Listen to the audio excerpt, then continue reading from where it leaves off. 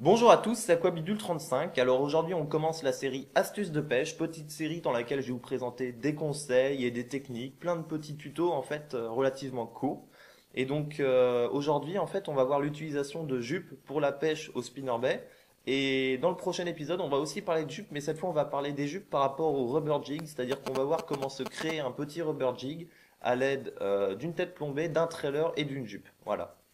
Donc on attaque tout de suite avec le spinnerbait. Alors quand est-ce qu'on est amené à changer la jupe d'un spinnerbait? Bah tout simplement parce que la couleur de la jupe ne nous plaît pas, qu'elle n'est pas adaptée aux conditions de pêche du jour, ou alors parce que un brochet qu'on a pris a sectionné l'élastique de la jupe et donc la jupe est partie dans l'eau, ou alors que la jupe est moins touffue parce qu'on a pris 4-5 poissons et qu'ils ont abîmé en fait les petits fils en silicone de la jupe.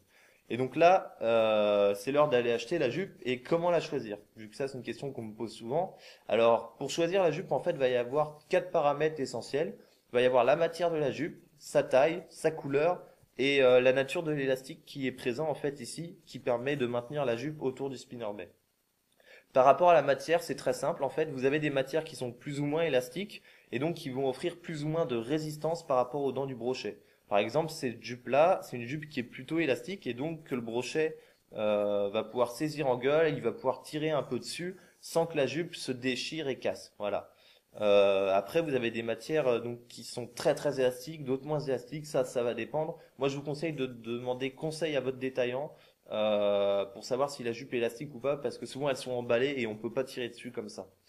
Ensuite, va y avoir la taille. Alors la taille de la jupe, en fait, c'est pas compliqué. Vous allez pas mettre une jupe grosse comme ça sur un micro spinnerbait et vous allez pas mettre une jupe qui fait seulement 2 cm sur un spinnerbait de 12 grammes, là comme le Mohican. Ça, c'est une question de logique. Vous voyez, donc ça, c'est des jupes qui sont distribuées chez Génération Leurre. Donc elles sont pas trop grandes, mais elles offrent quand même un bon volume. Et vous pouvez très bien, par exemple, si vous l'utilisez sur un spinnerbait de petite taille, la recouper. La taille, en fait, la taille de la jupe, vous pouvez l'adapter à la taille du spinnerbait. L'important, c'est d'acheter une jupe qui soit de taille suffisante ou trop grande par rapport au spinnerbait. Vous pourrez toujours raccourcir une jupe, par contre, vous pourrez jamais la rendre plus grande. Voilà. Au niveau de la couleur, donc vous avez en fait plein de couleurs qui sont proposées dans le commerce. Ça après c'est à vous de voir en fonction de l'activité du poisson et en fonction des conditions de pêche. C'est-à-dire que dans des eaux sombres, vaut mieux choisir des coloris assez fluo comme par exemple le chartreuse ou le fire tiger.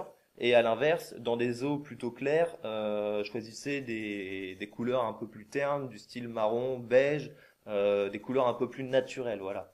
Après, c'est à vous aussi d'adapter la couleur en fonction de l'activité du poisson, sachant que des poissons un peu craintifs vont avoir tendance à se rabattre sur des coloris naturels, alors que des poissons très agressifs vont pouvoir attaquer sur des couleurs fluo. Voilà. Et enfin, donc la nature de l'élastique. Donc vous voyez, là c'est un élastique qui est assez épais, qui est assez dur, assez solide, et le brochet a très peu de risque de réussir à le couper en fait avec ses dents. Alors qu'à l'inverse, sur certaines jupes, souvent sur les jupes en fait qui sont proposées directement sur le spinnerbait, surtout sur les spinnerbaits bas de gamme, en fait, c'est un simple fil en coton qui tient la jupe sur le spinner. Et là, le brochet peut très facilement le couper et la jupe s'en va. Donc, essayez de choisir des élastiques assez larges, assez robustes, de manière à ce que vous perdiez pas la jupe au bout de 2-3 poissons. Voilà.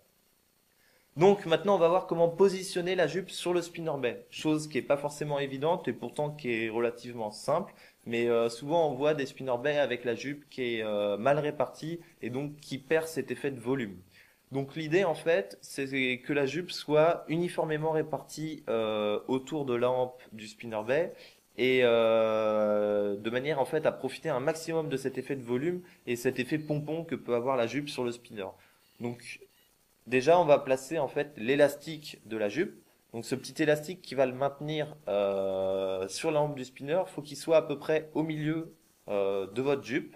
Voilà, parce que tout simplement, lorsque le spinnerbait va avancer, les fils en silicone qui sont devant, avec l'eau en fait, ils vont être rabattus vers l'arrière. Donc ça va vous donner cette forme-là, on va dire. Et donc, faut essayer que ça soit à peu près au même niveau, quoi. Si vous avez 1 cm d'un côté et de l'autre, vous avez tout le reste, par exemple, comme ceci, vous allez perdre cet effet de volume que peut avoir le spinnerbait. Donc voilà, l'élastique au milieu. Une fois que l'élastique est au milieu, tout simplement, il va falloir en fait enfiler l'hameçon dans l'élastique Mais avant ça, l'idée pour que les poils soient bien répartis en fait autour de la hampe, qu'ils soient bien répartis tout autour, il va falloir essayer de les arranger un petit peu de manière à ce qu'ils forment en fait un cercle. Donc moi ma technique, ma petite technique perso en fait, c'est de commencer à alors c'est un peu fastidieux, à les trier, vous voyez, à les répartir donc de chaque côté. Et en fait, je fais deux côtés, c'est-à-dire que je fais un côté droit, un côté gauche. Vous voyez, comme ça, hop. Alors c'est pas forcément toujours évident. Des fois, ça fait des petits nœuds, etc. Enfin, c'est pas non plus très très précis. Et vous voyez, donc je fais deux côtés comme ça. Je fais un côté droit, un côté gauche. Je coince comme ceci en fait les deux côtés. Et une fois que je les ai coincés, en fait, tout simplement, je vais passer au milieu la hampe, enfin l'hameçon de mon spinner. Vous voyez, je peux le coincer comme ça entre mes doigts.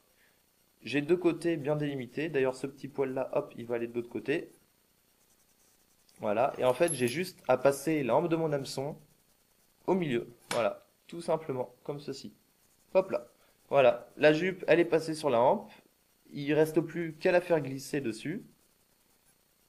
Hop. On l'installe sur l'espèce de petit ergot qui permet de la retenir.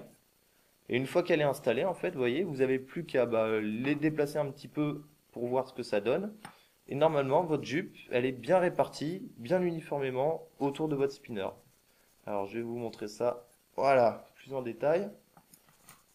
Voilà, votre jupe, elle est bien répartie. Donc après, à vous de voir si les longueurs sont bonnes. Des fois, il faut retirer un petit peu d'un côté ou de l'autre parce que ça a un petit peu bougé lorsque vous l'avez installé. Mais normalement, ça s'installe très bien, très facilement. Et voilà, et vous avez un bon volume. La jupe forme un beau cercle en fait autour de votre spinner et vous allez pouvoir profiter de cet effet un petit peu pompon qui a tendance à bien plaire au carnassier lorsque vous pêchez au spinnerbait. Voilà. Donc je vous mettrai le lien de toute façon de tout ce matériel dans la description. Je vous invite à laisser un petit commentaire si la vidéo vous a plu, puis un petit pouce vert, ça fait plaisir. Et puis abonnez-vous si c'est pas déjà fait, il y aura plein d'autres vidéos qui vont arriver.